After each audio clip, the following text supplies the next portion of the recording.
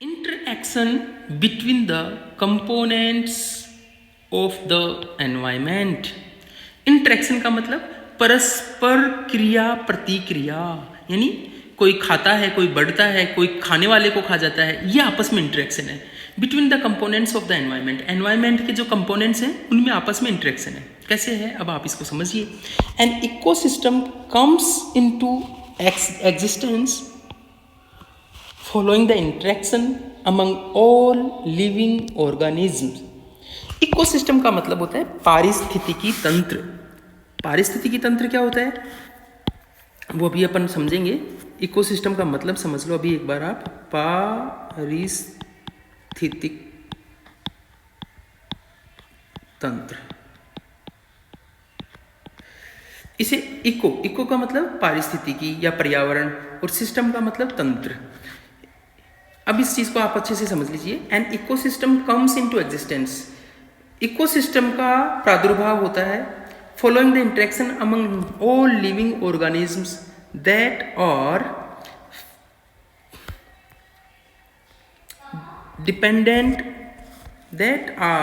Dependent on each other and their interaction with physical environment in which they reside, the instance forests, grasslands, deserts, etc.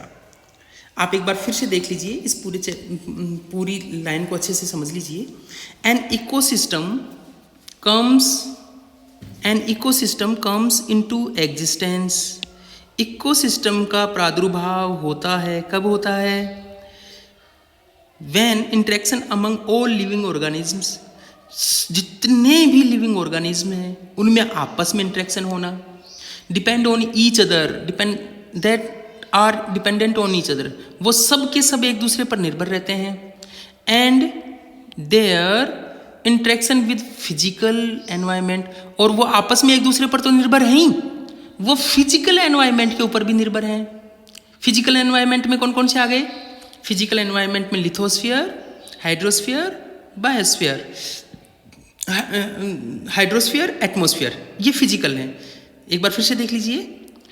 आपस में तो वो जितने भी living things हैं, living organism हैं, वो आपस में तो इंडिपेंडेंट हैं ही, साथ में वो फिजिकल एनवायरनमेंट का मतलब लिथोस्फीयर, हाइड्रोस्फीयर, एटमॉस्फेयर, इस पर भी निर्भर हैं. In which they reside, for instance forests, grasslands, deserts etcetera. और इस प्रकार से वो कहाँ कहाँ मिलते हैं? फॉरेस्ट में भी मिलते हैं, ग्रासलैंड्स में भी मिलते हैं, डेजर्ट्स में भी मिलते हैं. It is a natural unit comprising non living and living elements. It is a natural unit, ये एकदम नेचुरल तरीके से है. कंप्राइजिंग, जिसमें शामिल हैं कौन कौन? जितने भी नॉन लिविंग हैं. नॉन लिविंग का मतलब लैंड, वाटर और एयर. एंड लिविंग एलिमेंट्स का मतलब प्लांट्स और एनिमल्स. ये सब के सब जिसमें शामिल हैं वो नेचुरल यूनिट के रूप में है. अब एक बार फूड चेन, मैं आपको चाह रहा हूँ कि आप एक बार फूड चेन जरूर देख लें कि फूड चेन किसे कहते हैं. आप ये देखिए, आप इसको देख पा रहे होंगे. ये एक इमेज है. इस इमेज में आप देखिए, ये लैंड के नीचे जितने भी जीव पाए जाते हैं, केंचुए हुए, फंगस हुआ, ये जो भी हैं, ये वो हैं जो लैंड में इन प्लांट्स की जड़ों में रहकर अपना गुजारा करते हैं, या फिर डायरेक्ट लैंड से अपना गुजारा करते हैं. फिर इनके साथ में ये ग्रीन बेल्ट है. ये ग्रीन बेल्ट का मतलब है, ये जो ग्रीन बेल्ट है, इस ग्रीन बेल्ट का मतलब ये हुआ कि ये जो ग्रीन बेल्ट है, इसका मतलब ये हुआ कि ये सारे के सारे प्रोड्यूसर्स हैं. ग्रीन होने का मतलब ही प्रोड्यूसर्स हो गया. यानी ये क्या करते हैं? ये ज़मीन से पानी लेते हैं, मिट्टी से खाद लेते हैं, और हवा लेते हैं एटमॉस्फेयर से, और सनलाइट से अपना भोजन बनाते हैं. इन्हें फोटोसिंथेसिस करके, और प्राइमरी प्रोड्यूसर्स हो गए. अब ये जो प्राइमरी प्रोड्यूसर्स हैं, इनको फूड के रूप में कौन खाते हैं? ये खाते हैं. आपके रैबिट्स हुए, बर्ड्स हुए, इंसेक्ट्स हुए. और इनको कौन खा जाते हैं? इनको ये खा जाते हैं. जैसे ये फ्रॉग है, इसको खा जाता है, और ये इसको खा जाता है और इसको भी खा जाता है, आपस में इंटरेक्ट कर रहे हैं, हर एक दूसरे को खा रहा है, ये भी इसको भी खा जाता है। और फिर इससे नेक्स्ट जनरेशन क्या है, वो इनके ऊपर डिपेंडेंट है, यानी ये है, ये इसको भी खा लेगा, ये इसको भी खा लेगा और ये इसको भी खा लेगा, इनको सबको खाएगा। तो इस तरीके से आप समझ लो ये फूड वेब बन गया। ये फूड चेन थी जो किस में बदल गई, फूड वेब में, यानी सब आपस में इंटरेक्ट कर रहे हैं, ये सारे के सारे आपस में क्या कर रहे हैं, इंटरेक्ट कर रहे हैं। इंटरेक्ट करने के कारण से ये क्या है, ये फूड वेब में कन्वर्ट हो गया। अब आप इसको एक बार देख लीजिए, फोटोसिंथेसिस करने वाले प्राइमरी प्रोड्यूसर्स, ये देख लो। फिर हर्बीवोर्स प्राइमरी कंज्यूमर्स, ये प्राइमरी कंज्यूमर्स हैं, यानी ये डायरेक्ट किसके ऊपर डिपेंड है, ये डायरेक्ट प्राइमरी प्रोड्यूसर्स के ऊपर ही डिपेंडेंट हैं, ये इन्हीं के ऊपर डिपेंडेंट हैं। थर्ड क्या है, कॉर्निवोर्स सेकेंडरी कंज्यूमर्स ओमनिवोर्स, ये सेकेंडरी कंज्यूमर्स हैं। सेकेंडरी कंज्यूमर्स का मतलब ये इन जो हर्बीवोर्स थे, जो प्राइमरी कंज्यूमर्स थे, उन्हीं पर डिपेंडेंट हैं। और थर्ड है टेरिटरी कंज्यूमर्स, यानी कॉर्निवोर्स तो हैं ही वो, लेकिन टेरिटरी क्यों है, क्योंकि ये इनको भी खा सकते हैं और ये इनको भी खा सकते हैं। इस प्रकार से ये वेब फूड वेब बन गया। जो फूड चेन थी वो किस में कन्वर्ट हो गई, फूड वेब में। तो इस प्रकार से जो ये फूड वेब है ये एग्जिस्टेंस में आती है। इसी प्रकार से एक चीज़ और देख लीजिए, अभी अपन ने देखा ecosystem. Ecosystem, what do you mean by ecosystem? Ecosystem से मतलब क्या है? इकोसिस्टम क्या है, आप ये देखो, इसमें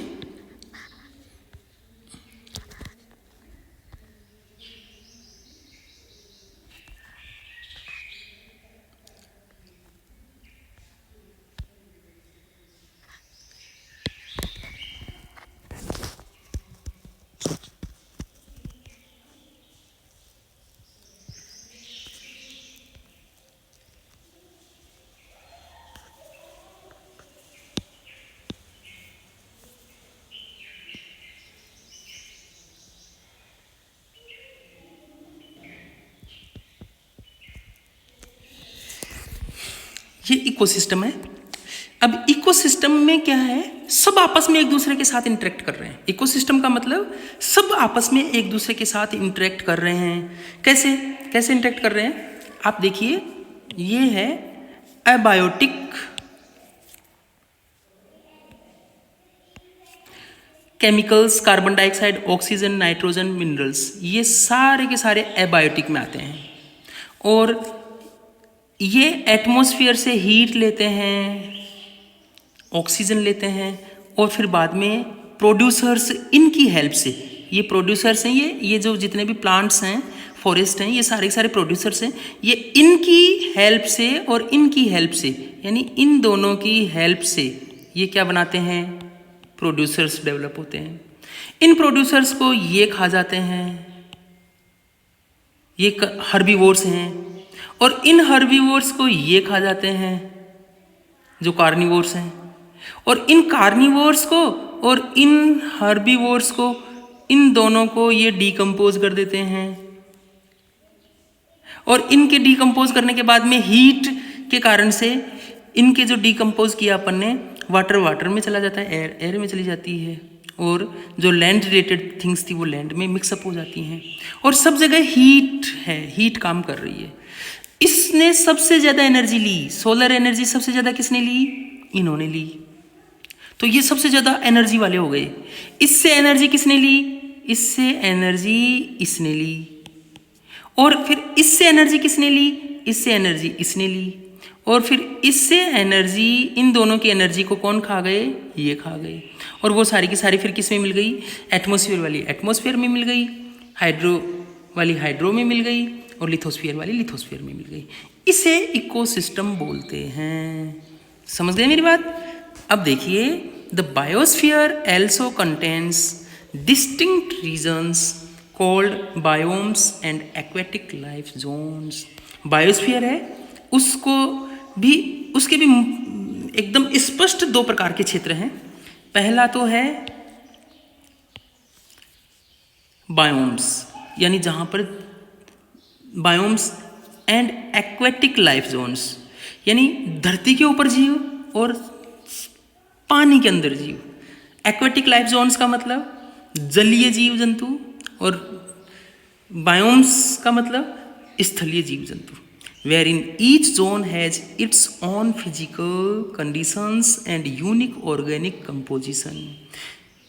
इन दोनों प्रकार के जो जोन हैं, ये इनकी अपनी फिजिकल कंडीशंस होती हैं, अपनी भौतिक परिस्थितियाँ होती हैं, और यूनिक ऑर्गेनिक कंपोजिशन होता है। The biotic and abiotic components are not only interrelated but also function in a systematic manner, forming a definite system.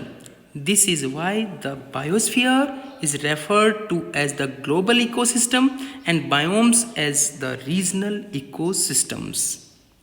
अब इस बात को समझ लो, the biotic and abiotic components are not only interrelated. Biotic और abiotic जो components हैं, biotic components कौन कौन से हैं? जितने भी जीव जंतु हैं वो सारे सारे बायोटिक कंपोनेंट्स में आते हैं। अबायोटिक में जितने भी नॉन लिविंग थिंग्स हैं वो अबायोटिक कंपोनेंट्स में आते हैं। ये आपस में बहुत इंटर रिलेटेड हैं, बट एल्सो फंक्शन, ये आपस में इंटर रिलेटेड ही नहीं है, बल्कि इनका आपस में जो फंक्शन है बहुत ही सिस्टमेटिक तरीके से है, और इस प्रकार से वो एक बहुत डेफिनिट सिस्टम तैयार करते हैं। इसी कारण से biosphere is referred as the global ecosystem. Biosphere को ग्लोबल इकोसिस्टम बोलते हैं, and biomes as the regional ecosystems, और बायोम्स को रीजनल इकोसिस्टम बोलते हैं। ये बात आपको अच्छी तरह से समझ में आया। बायोम्स का मतलब किसी क्षेत्र विशेष, जैसे मरुस्थल है तो मरुस्थल में जिस प्रकार के जीव हैं वो बायोम्स हैं, वो वहाँ का बायोम्स है। गंगा नदी में किस प्रकार के जीव मिलते हैं, टेनिसी नदी में किसी और प्रकार के जीव मिलते हैं। ये क्या रीजनल इकोसिस्टम्स हो गए। तो इस प्रकार से इनमें फर्क होता है। Constant interact between living and non living things imparts a dynamic character to our environment. Any change in the abiotic environment produces a resultant change in the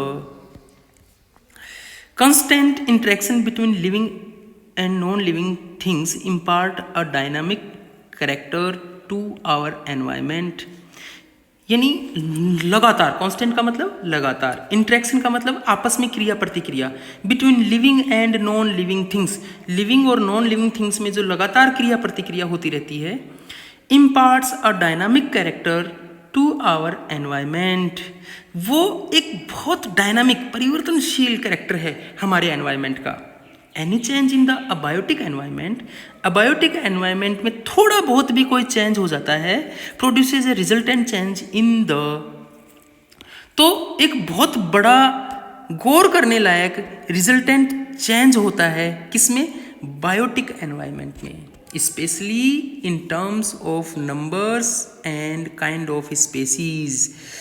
विशेष तौर पर किसी भी स्पेसीज की संख्या और प्रकार को देखते हुए। Living things in turn modify their physical environment to suit them. Living things, जितनी भी सजीव चीज़ें हैं, जितने भी सजीव हैं, in turn modify their physical environment, वो अपने फिजिकल एनवायरनमेंट को परिवर्तित करते रहते हैं ताकि वो उनके ऊपर उनको शूट करे, वो उनके ऊपर वो उसमें आराम से रह सकें, इसलिए ये थोड़ा बहुत उसको परिवर्तन करते रहते हैं। Human environment, the environment is the source of all resources which human beings require in order to prosper and survive. The environment is the source of all resources. Environment है वो जितने भी resources हैं उनका source है, which human beings, resources का मतलब संसाधन, और ये जो हमारा पर्यावरण है वो जितने भी संसाधन है उनका सोर्स है, उनका स्रोत है। सोर्स का मतलब स्रोत होना, यानी कहाँ से मिलेंगे इंसानों को, यदि कोई संसाधन लेना है तो कहाँ से लेना है? एनवायरनमेंट से लेना है। Which human beings require in order to prosper and survive, जिसे ह्यूमन बीइंग मानव काम में लेता है इन ऑर्डर टू प्रोस्पर, या तो अपने आप को और संपन्न बनाने में या फिर सरवाइव करने के लिए, यानी जीवन जीने के लिए। अर्ली ह्यूमंस, जो शुरुआती मानव जाति थी, lived in harmony with nature, वो नेचर के साथ बड़े प्रेम से रहा करती थी। बट विद द एडवांसमेंट, लेकिन जैसे जैसे विकास हुआ, एडवांसमेंट ऑफ साइंस, जैसे जैसे विज्ञान ने प्रगति करी एंड टेक्नोलॉजी और तकनीकी ने प्रगति करी, रैपिड इंडस्ट्रियलाइजेशन, बहुत तीव्र गति से औद्योगिकरण हुआ एंड स्प्रेड ऑफ एग्रीकल्चर, और बहुत तेजी से खेती की ज़मीन का विस्तार हुआ। Urbanization and overpopulation resulted, और उस कारण से नगरीकरण हुआ और आवश्यकता से ज़्यादा जनसंख्या का निर्माण हुआ, विकास हुआ। Human beings have transformed the environment to fulfil their needs. Human beings have transformed, human beings ने ट्रांसफॉर्म कर दिया, परिवर्तन कर दिया, प्रकारांतर कर दिया द एनवायरमेंट, एनवायरमेंट में, पर्यावरण में परिवर्तन कर दिया, टू फुलफिल देयर नीड्स, अपनी आवश्यकताओं की पूर्ति के लिए। Activities such as clearing of forest land, ऐसी क्रियाएं, ऐसे काम जिनमें फॉरेस्ट लैंड को साफ करना, यानी जंगलों को काट देना, लंबरिंग एंड माइनिंग, खुदाई करना और खनिजों की खुदाई करना, became unsustainable with the passage of time, ये बहुत कम समय में ही अनसस्टेनेबल हो गया। अनसस्टेनेबल का मतलब गुजारा न कर पाने लायक हो गया। These activities have intensified the process of environmental degradation, और इस प्रकार की गतिविधियों ने पर्यावरण का अवनयन करने के प्रोसेस को बहुत तेज कर दिया। An increase in the amount of carbon dioxide in the air has led to global warming, और इन सब कारनामों के कारण से, इंसान के इन सब कामों के कारण से कार्बन डाइऑक्साइड बहुत ज़्यादा वातावरण में बढ़ गई, और जो मुख्य कारण है किसका, ग्लोबल वार्मिंग का। तो आप इस चीज़ को अच्छे से समझ लें। Sustainable development should take place, sustainable development should take place in a society where the requirements of the present do not in any way compromise the ability of future generations to meet their needs. Growth of such a sustainable development should take place. Sustainable का मतलब कि टिका रहने वाला विकास, ऐसा विकास करें हम जो लंबे समय तक जारी रह सके। इन अ सोसाइटी, वो हमें हमारी सोसाइटी में, समाज में सस्टेनेबल डेवलपमेंट लाना चाहिए, यानी ऐसा विकास करना चाहिए जो लंबे समय तक टिका रहे, जिससे आने वाली पीढ़ियों को भी रिसोर्सेज मिलते हैं। Where the requirements of the present, जो कि आज की मुख्य आवश्यकता है, सस्टेनेबल डेवलपमेंट आज की मुख्य आवश्यकता है। Do not in any way compromise the ability of future generations to meet their needs. Do not in any way, in any way किसी भी प्रकार से और किसी भी प्रकार से नहीं, कॉम्प्रोमाइज द, ये और किसी प्रकार से नहीं होने वाला। कैसे होगा ये? Compromise the ability of future generations, हमें हमारी फ्यूचर जनरेशंस की एबिलिटी से कॉम्प्रोमाइज़ करना पड़ेगा टू मीट देयर नीड्स, ताकि वो भी अपनी आवश्यकताओं की पूर्ति कर सकें। Growth of such a social system, और हमें एक ऐसे सोशल सिस्टम को बढ़ाना पड़ेगा, ग्रो करना पड़ेगा, विकास करना पड़ेगा।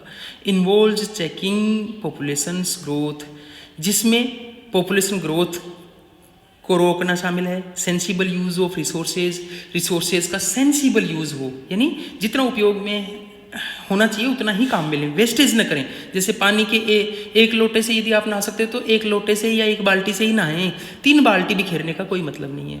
Using renewable resources of energy, और एनर्जी की वे रिसोर्सेज काम करने चाहिए जिनको हम रिन्यू कर सकें। जैसे सनलाइट है, सनलाइट को हम रोज़ काम में ले सकते हैं, किसी का कोई वेस्टेज नहीं हो रहा।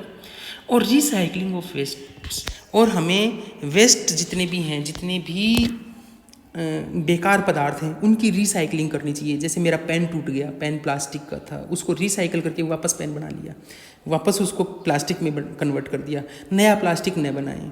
ऐसे ही लकड़ी का कोई फर्नीचर टूट गया तो उसी को रिसाइकिल करके उसी को वापस कोई और चीज़ बना ले, ताकि वो वेस्टेज न जाए। ऐसे आयरन है, उसको भी वेस्टेज न करें। तो ये सब की सब चीज़ें हैं, ऐसी हैं जो ह्यूमन एक्टिविटीज़ के कारण से जो एनवायरमेंटल डिग्रेडेशन हो रहा है उसको रोका जा सकता है। आज ये चैप्टर आपका कंप्लीट हो चुका है। आगे वाले वीडियो में हम इसके क्वेश्चन आंसर देखेंगे। Okay, thank you.